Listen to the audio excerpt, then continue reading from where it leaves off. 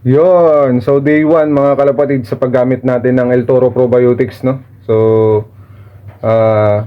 eto na mga kalapatids. So, day 1 pa lang mga kalapatids, ay buong buo na yung droppings nila mga kalapatids, no? Sa paggagamit natin ng El Toro Probiotics mga kalapatids. Tapos dito mga kalapatids, oh. So, okay naman mga kalapatids yung ating resulta sa paggamit ng El Toro Probiotics mga kalapatids, no? So nagtatanong na si Nelso Del Rosario Romero mga kalapatids. Ito yung day 1 po ng ating paggagamit ng El Toro Probiotics, no? So yun, so kabila naman tayo mga kalapatids.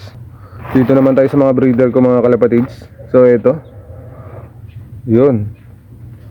So day 1 pa lang yan mga kalapatids, no? Unang paggamit pa lang ng ating ng El Toro Probiotics natin na ginagamit mga kalapatids. Tapos dito, so wala masyadong ipot ngayon mga kalapatids sila, no? So nang itlog na rin yung ating ibon. Yun. Tapos dito at sana mang itlog na rin. Yun, so share lang mga kalapatids sa unang gamit natin ng El Toro Probiotics mga kalapatids ay yun, ang ganda ng resulta kaagad mga kalapatids, unang gamit pa lang.